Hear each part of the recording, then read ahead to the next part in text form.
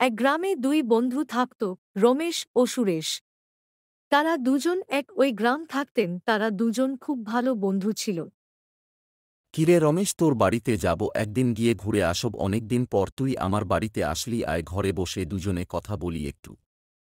তারপর রমেশ এবং সুরেশ দুজনে মিলে কথা বলছে। অনেকদিন পর দেখা হলো দুই বন্ধুর।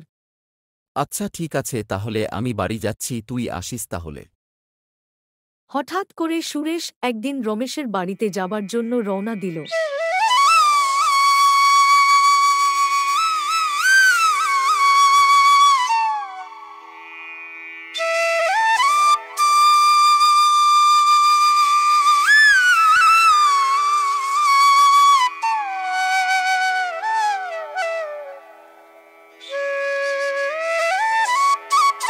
অনেকটা পথ হাঁটার পর রমেশের বাড়ির সামনে প্রায় চলে এসেছে।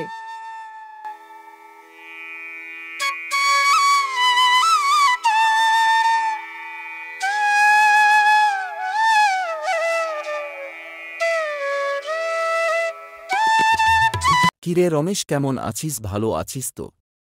হ্যাঁ হ্যাঁ, ভালো আছি। তুই কেমন আছিস? হ্যাঁ, আমিও ভালো আছি। আচ্ছা বস এখানে।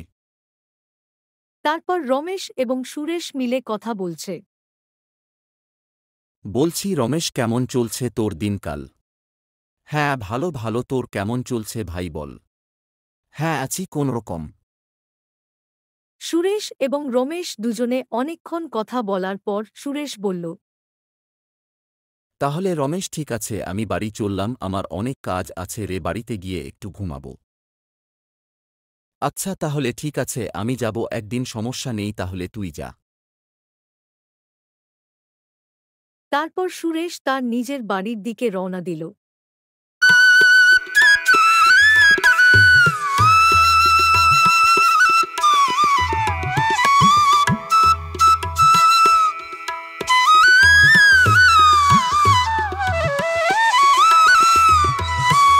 হাঁটতে হাঁটতে তার বাড়ির সামনে চলে এসেছি।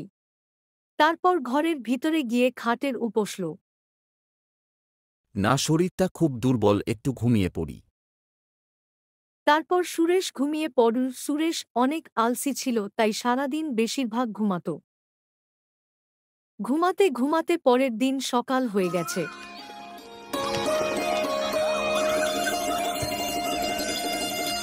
কিরে সুরেশ, এখনো ঘুম থেকে উঠিসনি? সকাল ৮টা বাজে, এখনো ঘুম থেকে উঠিসনি? বাইরে আয়।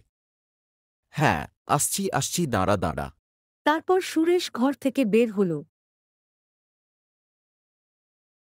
এই কিরে বন্ধু, একটা খুশির খবর আছে। বন্ধু, আমি তো অনেক বড়লোক হয়ে গেছি রে। জানিস কি, আমার অনেক টাকা পয়সা হয়েছে, বড় বাড়ি করেছি, অনেক টাকা আছে আমার কাছে। আরে বলিস কি, ভারী করে নিয়েছিস এত টাকা পয়সা তোর কাছে? এখন তো তুই অনেক বড়লোক রে ভাই, তাহলে আমি একটু পরেই যাব তোদের বাড়িতে গিয়ে দেখব। হ্যাঁ হ্যাঁ বন্ধু, আমি তো এখন বিশাল বড়লোক রে। তুই কিন্তু ঠিক আসিস আমার বাড়িতে, কিন্তু ঠিক আছে, আমি গেলাম কিন্তু। দুই বন্ধু কথা বলে রমেশ তার বাড়ি চলে যাচ্ছে।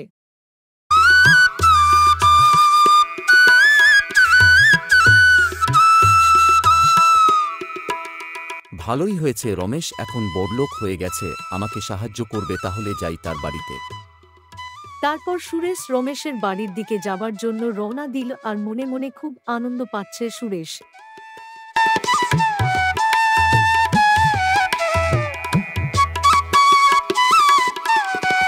আরে বাহ, এটা তো খুব ভালো বাড়ি বানিয়েছে রমেশ। কোথায়, বাড়িতে আছিস নাকি?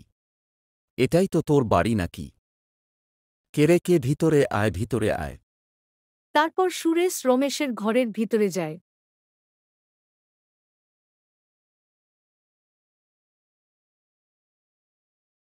কিরে রমেশ, কেমন আছিস? বাড়িটা তো খুব সুন্দর বানিয়েছিস।